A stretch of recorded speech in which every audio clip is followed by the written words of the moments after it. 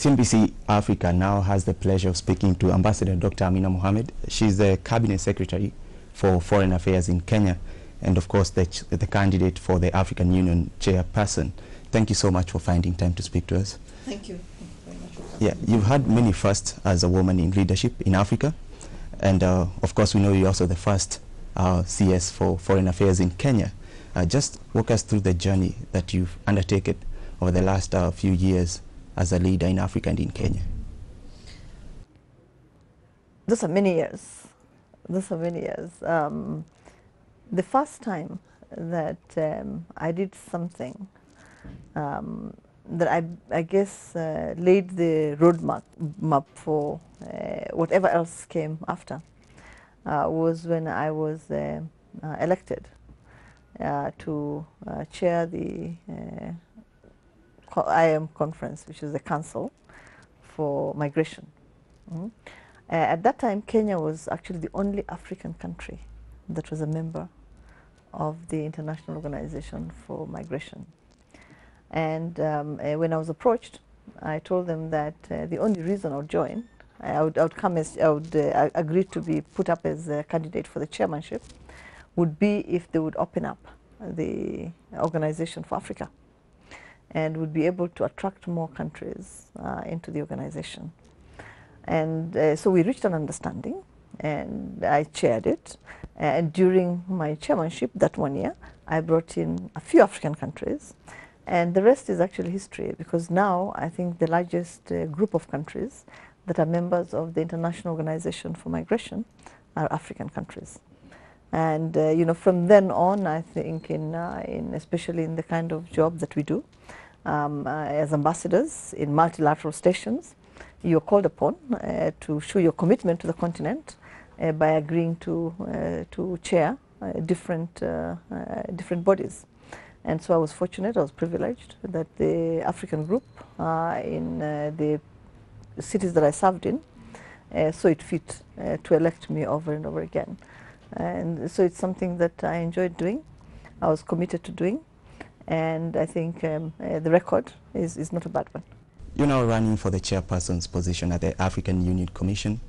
Tell us why and the drive behind this decision for you.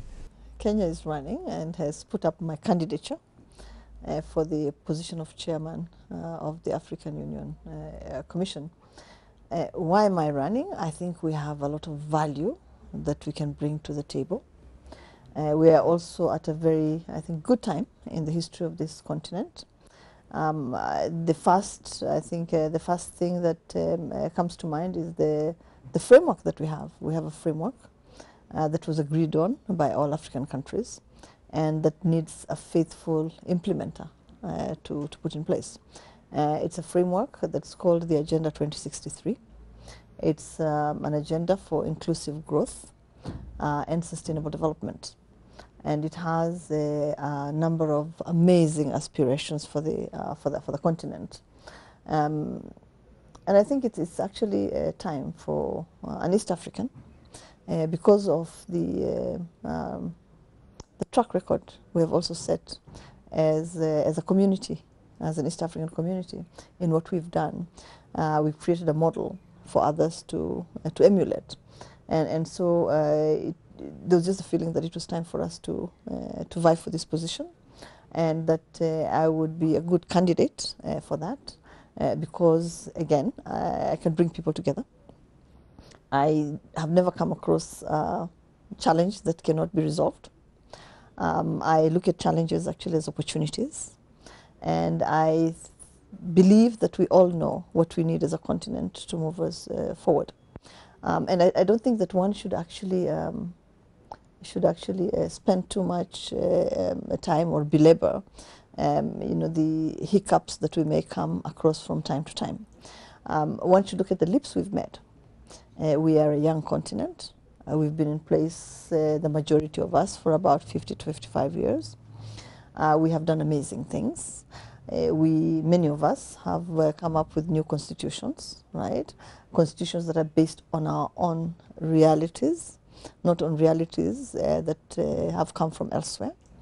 Also that look at our own specificities, our own individualities as countries, things that we should be focused on. And an example is the youth bulge, right? That is really peculiar to our continent. And so the solutions for that must come from the continent.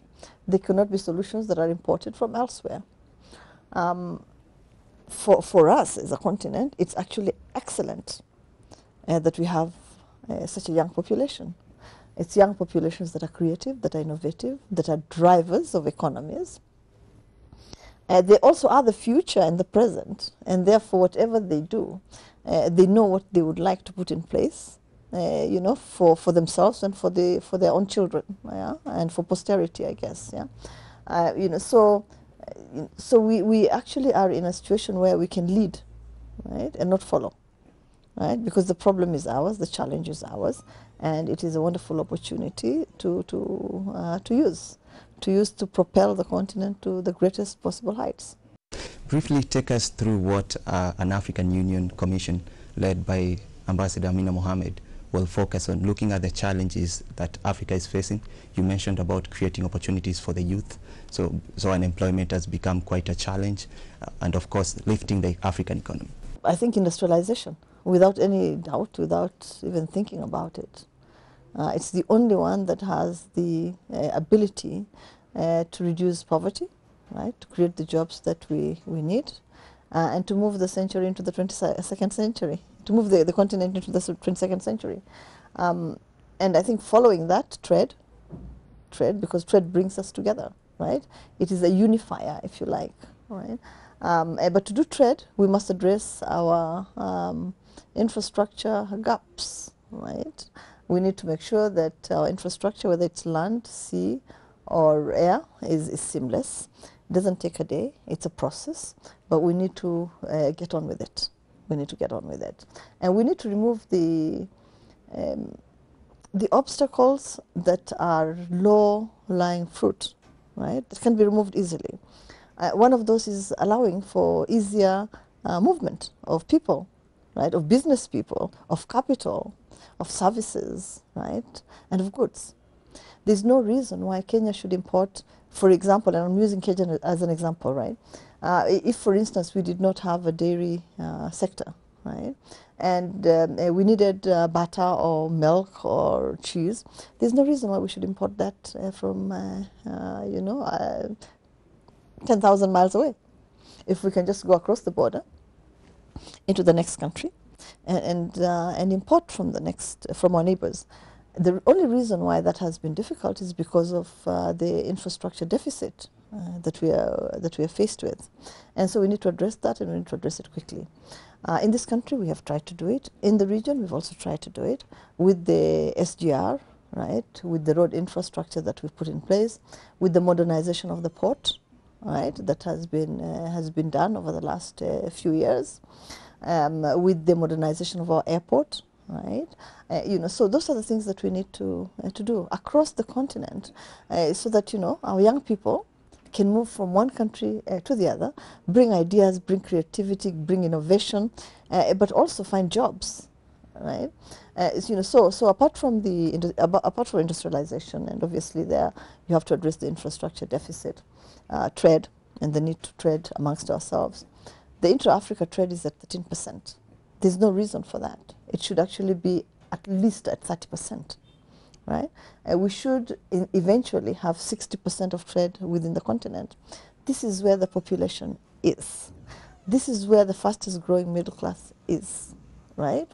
And obviously with that, you have a consumer market, right? So this is where most of the trading should actually take place. Moving forward, I know the outgoing chairperson, Dlamini-Zuma, has been very, vocal on peace and security, absolutely, silencing the guns. Share with us your vision for that. Absolutely, and I was just going down the line. I mean, apart from trade, you need. She's also been very passionate about agriculture, because agriculture has the ability to transform communities and societies very, very quickly, right? And there's a need, therefore, right, again, as a reason of the youth bulge, to make agriculture trendy, right, and productive for the youth. But you cannot undertake development unless you actually have a peaceful environment, a stable environment, a predictable environment. And that's where the whole issue of peace, security, and security comes in.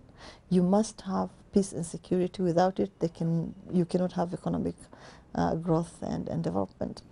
And so it's been actually a rallying call of Madam Zuma to silence the guns. And we agreed that we would try and do that by at least 2020, if we can't do it sooner. I believe that if we all came together and if we are all as committed as she is, we should be able to do that before even the 2020 deadline.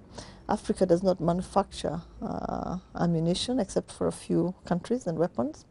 Africa is resolving most of its conflicts, and there are very, very few countries today.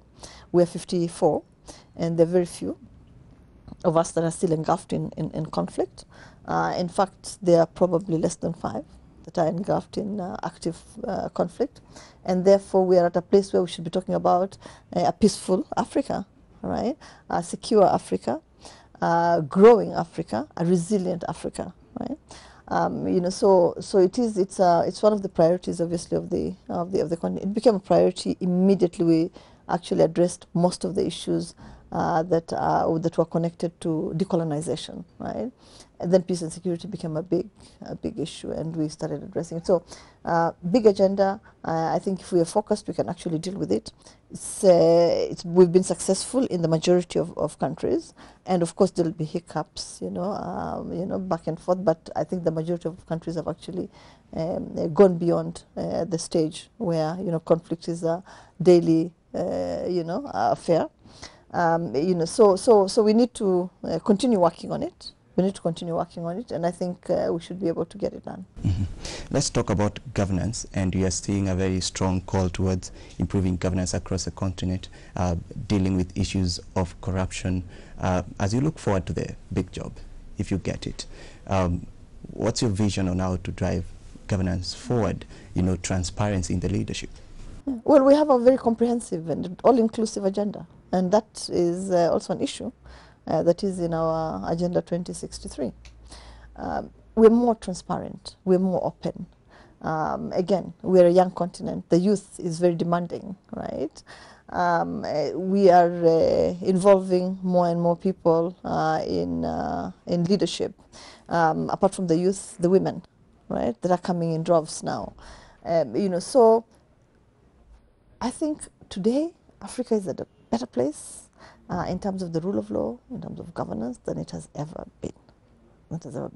And I think the only way forward is to keep improving that, And as I said before, we enacted our constitution in 2010. Immediately after its enactment, and I was its enactment, and I was in Justice then.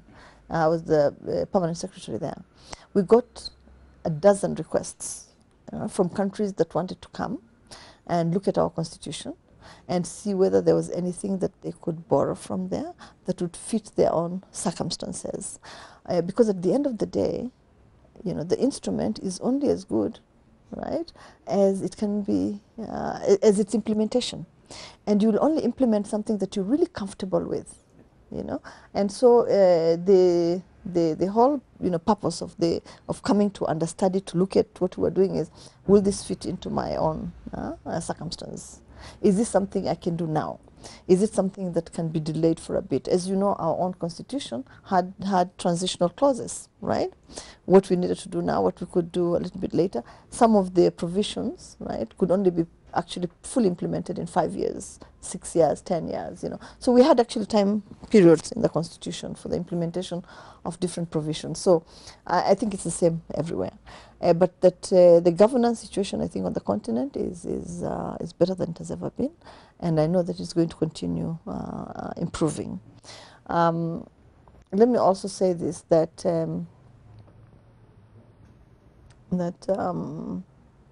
when you look at a continent like ours, that is coming, like I said, most of the countries are out of conflict now. This peace, this security, this predictability, this stability. You need to look at the history of these countries as well, right? So that anything, our constitution was informed by our own history and where we had come from, and trying to make sure that we don't go back there. So every country will take that into account, their own history, right? What they have been through, and how they must make sure that any instrument that is enacted, right, takes that into account and makes it impossible to return to a dark past, okay? And take on board anything that they feel has been beneficial, right, to the population. You know, so you would have to give a little bit of space to each country to do things slightly differently, right, as long as it guarantees peace and security and stability and allows for the rule of law and good governance. All right. Let's address an issue that has been thorny, which is financing the African Union. And we know 70% of the finances come from outside. But now we have a deal on the table. Countries will pay 0.2% levy of imports to finance this. How are you going to enforce this? Because I think if you look at previous agreements that have been made among African countries, even on agriculture, there has been default. How are you going to enforce that? We have a mechanism now. We have a mechanism, and the mechanism is a committee of finance ministers, and they're actually the ones who are coming up with the proposals on how this can be done, because they are the practitioners. They know where the money is. They know where they can squeeze a little bit to get a little more money for the African Union. See, the problem with the Union has been that most of the programs and initiatives that we undertake are financed externally. Okay, and sometimes you find that programs that are actually extremely useful for the continent receive no financing at all, right? So they cannot be implemented. And and again, because of where we are as a continent today, right? We actually have the luxury of sitting down and saying, okay, fine. For so long we have been carried by others. Now let's see what we can do ourselves, right, to address this issue and to finance most of the programs ourselves. There will still be some percentage of the programs, obviously, that will be funded, you know, by partners, by friends, right, by other countries. But if the majority of our programs are eventually financed by Africa, right, then we can actually decide what programs are a priority for the continent and how we can implement them, you know, so that we're not totally reliant on others for even the how. To get it done. So I think it's just the natural way, right, of moving forward now that we are much more, I think, endowed than we were before. And now that many of us have dealt with the issues of peace and security to a certain extent, and now we can actually focus on these other issues. All right. We'll put a pause there. We'll be right back with the state of the African economy in just a few minutes. Stay with us.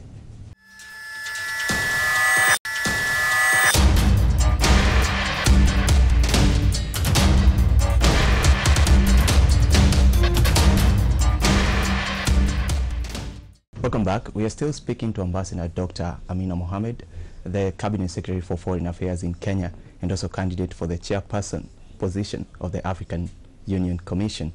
Now let's talk about the state of African economy today. We've seen projections that will have the slowest growth in about 2 decades, 1.4% from the IMF.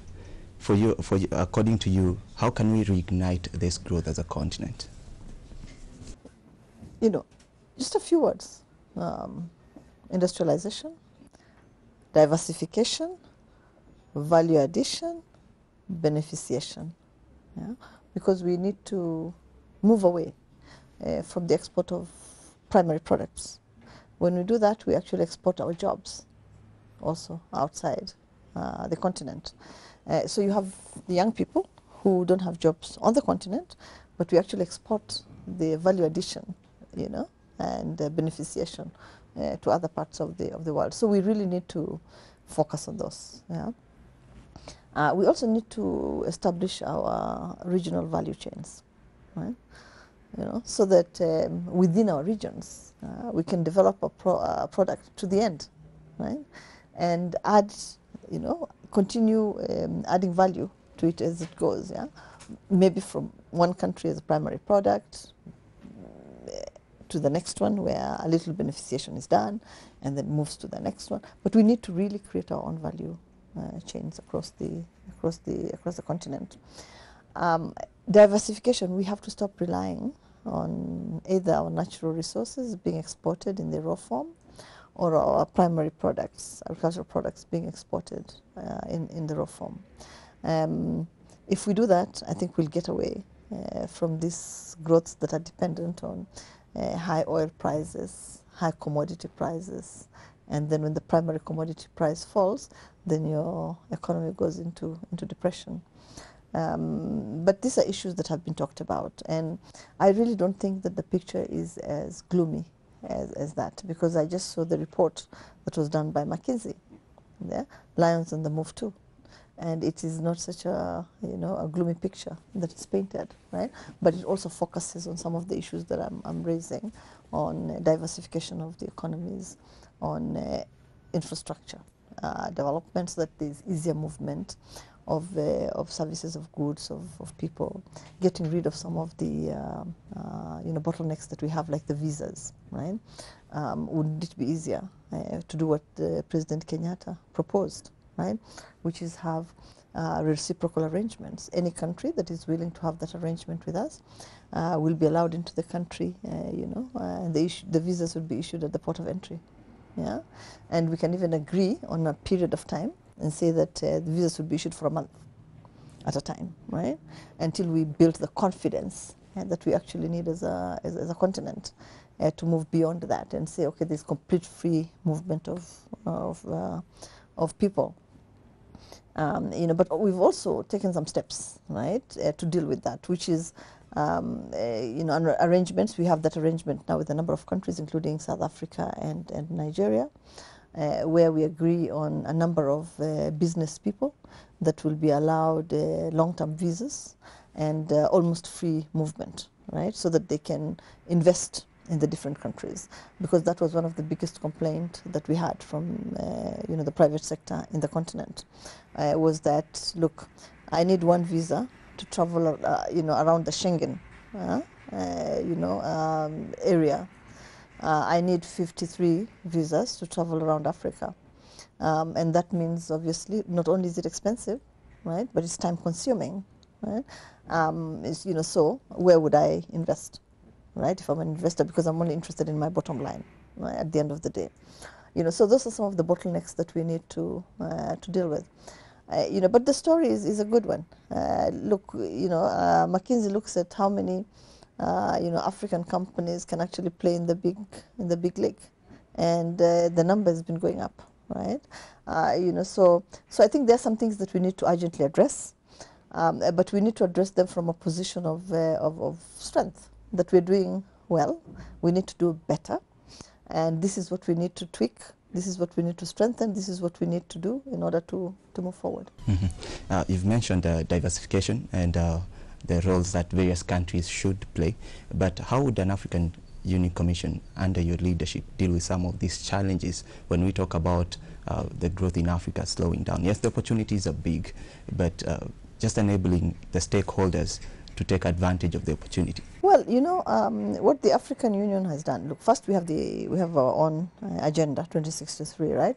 And our business is to facilitate and to guide, right, and to process some of the information that comes in from countries, right? I create models, right, for countries to emulate, whether it is model laws, right, model scenarios, model situations, model countries even, right, and say, look, in this country, diversification is occurred, and so you have tourism that is highly developed, you have agriculture that is relatively well developed, you have educational services very developed, you have health services well developed, telecommunication services doing well, transport services on the way up, right? So this country is kind of well diversified. Can we use this as the model, right, and show other countries that it can be done, and it can actually be done within a meaningful time frame? Right? And so borrow from each other's practices, borrow from each other's experiences, right? And see whether, that way we cannot move together. Because honestly, I strongly believe that it's easier to implement what you have borrowed from your neighbor than what you've borrowed from somebody who is much further away and whose circumstances are different, whose resources are different, whose capacity to implement is different. So we just need to create situations where we are learning from each other because our situations are similar. Yeah, of course, Agenda 2063 is what we are talking about here, and one of the highlights is to make sure that the resources in Africa benefit Africans. And this brings up the question of illicit financial flows that you're seeing very high across the continent. What would be your focus? Well, there's a program already. I think the African Union has been talking about this for a while now. There are programs in place, the initiatives that are being undertaken. And I know that the last Ministers of Finance meetings have been addressing that. But also don't forget that most of the standards that we're setting, right, across Africa and across the world, are intended to actually deal with that, right? Deal with illicit financial flows to make sure that even the banking systems, right, speak to each other, right, so that if any resources flow into a Kenyan bank, the information is shared across the board. Yeah, and basically that's the reason. The reason is to stop money laundering and illicit outflows, even. Yeah, not just inflows but also outflows. Mm-hmm. All right, let's talk about regional integration. And there's a feeling that the momentum is slowing, especially when you talk about unifying the entire Africa, talking about EAC, SADC, COMESA. Do you have a plan to hasten this? Yeah, absolutely. And that's why we started with the five regional economic communities. And the idea was you start with the five, and then you start, they are building blocks, and then you start bringing them together slowly as the foundation gets more solid, more stable.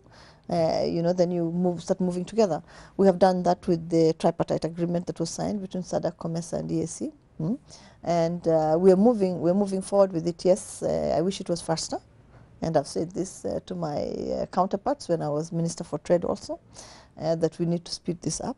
It's slow, so when it loses momentum, also hope is lost. If it's faster, then there's confidence in the system. It shows that something is happening. So I was actually urging them to try and do it much faster. But we're actually on track. We're on track. We've also signed the Continental Free Trade Area. Yeah, and we have a meeting actually of Ministers of Trade towards the end of this month, and some of the discussions will be around how fast we can implement that. We have a deadline of December 2017. It's a good deadline, but we need to work very, very hard to meet it, and so we'll need to think about what needs to be done by December 2017 and what will have to be left over, right, for 2018 and 2019.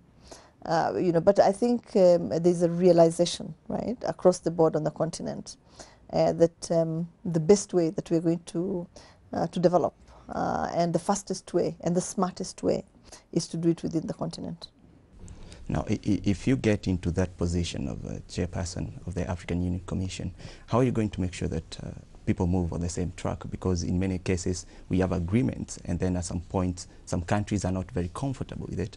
We have a classic example of the economic partnership agreement between the European Union and East African Community, whereby it's only half of the countries that want to engage, the other half doesn't want to engage. Well, first of all, we need to, I think, encourage everybody. And we also need to convince people that it's in their best self-interests to do these things. Because if it's not in your national interest, then you will not do it, okay? Because although we're coming together as a continent, we must also recognize that for most countries, independence was really hard won, right? And so you have to build the confidence that coming together is not going to dilute what they fought so hard for. Right? So, and so that level of comfort is critically important. It's critically important. So you must actually build on the common interests that you have, right? And then move up the scale, if you like, right? But you have to start building on the things that you all agree on and that can work for everybody at the same time.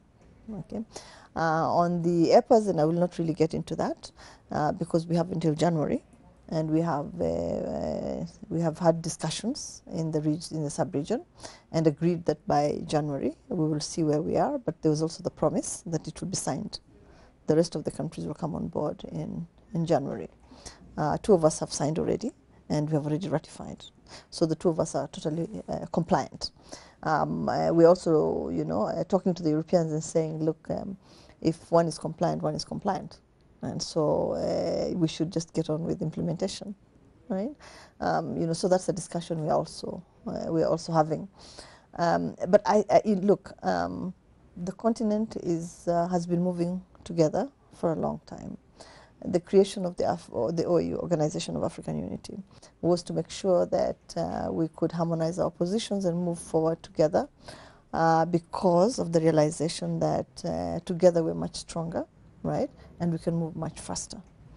Yeah. If each of us is doing their little thing in a corner, then first of all, we would not be viable as states, right? And not as economic entities either, right? So our strength lies actually in our coming together. Yeah? And we've seen many examples of that. We came together, we were able to defeat colonialism, right?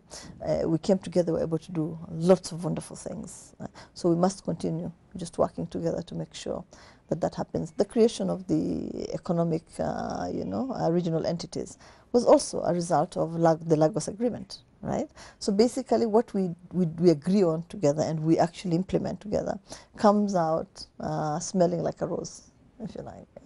And so that is the approach that we must also use. I think we must, going forward also, as we implement Agenda 2063, ensure that there's an integrated approach where we're not only looking at Agenda 2063, but we're also looking at the global agenda, right? Whether it is the SDGs, right, or the climate agenda, for instance, right? Because we are all very vulnerable to climatic variables, right? So we need to also get our act together. But the SDGs, as you know, we were very keenly following the negotiations, and we led them as Kenya, right? So we need to make sure that what we negotiated for so long and so hard, right, which ended up being negotiated with plenty of blood on the floor, right, is not lost. And the only way that we can ensure that it's not lost is to make sure that we have an integrated approach as we move forward, that twins our Agenda 2063 and the SDGs, right, the Sustainable Development Goals. We'll talk about the question of population in Africa. The region's population is growing fastest in the world. Will be about 2.4 billion of us by 2050. How can we sustainably maintain these high figures or this high rate of growth? And by sustainably, I mean creating opportunities for this kind of growth so that doesn't work against us. Well, it's not an accident, it's a process. So we know it's happening, right? So we should be better prepared. We should make sure that we have the educational toolkit, right? Skills development, right? Create the opportunities that are required. We should turn it into a dividend. And I think this discussion has also been on for a while. This population growth has to become Africa's opportunity, right? To catch up and catch up quickly. We're not disappointed. We have the most innovative youth on the continent, right? And just look at this country and what the youth has actually managed to do. Just with innovations, right? If the Global Entrepreneurship Summit was anything to go by, if our IHAB is anything to go by, if some of the innovations that are on the table now are anything to go by, right? We have not done badly. Yeah? So what we need to do is just increase the pace, but make sure that we not only create jobs, but also provide the opportunities for these young people, right, to establish themselves and provide the jobs themselves, be job creators, be employment creators, right? So we just need to, we're doing that already. We're doing that already. In this country, for instance, with all the programs that we've put in place, we are addressing the youth directly, yeah? And yes, the results are never visible in one day, right? So you just need to take, the benefits as they come through and look at them and see whether it's adequate. If it's not adequate, then you either move faster or you change your, the model you're using, right? And adopt another one. But I think it's actually something that will be very supportive of Africa's growth and must always be looked at as a dividend. And closely connected to that, of course, is urbanization. And you mentioned infrastructure gap before. We are seeing a lot more people moving into the cities. Hopefully that trend will be reversed as governments work towards, As we create cities all over. Yes. As we turn every rural, area into a sustainable, habitable, space, right? So that you don't need to move out of your towns and cities and move into the capital to look for jobs, right? To look for some comforts of life, to look for facilities, right? We are doing that here with the county and the devolution system, right? Turn every space that we have into a self-sustaining space that has all the necessities that one requires, so that one is not forced to move out to look for them elsewhere. And if you move out, you're looking for markets, right? So yes, you come to Nairobi because you want to sell your wares in Nairobi, not because you necessarily think that it's the only place where you can find a job, So that's what we need to get done. We have to do smart urbanization all over the country and all over the continent. Which of course will call for very huge investment in infrastructure. Governments today are trying to put huge resources into infrastructure, but how would an African Union Commission led by yourself, address this, just making sure that we have the infrastructure? Because yes, cities will move to the villages, but there will be some building required. Absolutely, and yes, we need to address that infrastructure deficit. Look, we're all negotiating with different companies, for instance, right? To build roads, to build ports, to modernize them, to build airports, right? If we're able to get to a place where the African Union Commission can actually be used to bring together, right, governments and companies, so that the negotiations are not done individually, right, but they're done collectively. First, it will cost much cheaper, right? And also we'll be able to maintain exactly the same standards for our roads, for our railways, for our airports, for our ports. Yeah. So there are ways in which this can be done, but it can only be done if I get elected and if after having studied what's actually in place at the African Union Commission itself, right? Because a lot of wonderful work has already gone on. Resulting into an agenda that is acceptable to all of us, right? So there is a lot that has been going on there, and we need to build on that, right? I think the foundation is already there. Let's just build on that and get new ideas in, try and look for new models that can work a little bit faster, and then focus on a few issues and get those done. Finally, we are going to address, your bid has been warmly accepted across quite a good number of countries, over 25 African countries. What are your expectations as we head towards January? Oh, we are campaigning. Yeah, we are campaigning. We are. I was told by one of our leaders that campaigns are personal. Yeah, you must ask for a vote. And that if you don't ask for a vote, even your own brother can vote against you. And when you go and ask why not, why didn't you vote for me? Well, you didn't ask me for a vote, but your competitor came to me and they valued my vote. So we're going across the continent, asking everybody for their support and trying, of course, to convince them that we have a good candidate, right? They've been very receptive, very warmly received, wonderful arrangements put in place for us. Got the appointments in very short order, right? So we're encouraged, yes. We're encouraged by the reception that we have received and the support that seems to be coming across as well. We'll leave it there for today. Thank you for finding time to speak to us. And that has been Ambassador Dr. Amina Mohamed. She's the Kenyan Foreign Affairs Cabinet Secretary, and she's also running for the chairperson's position at the African Union Commission. Thank you for watching. My name is Charles Gitonga.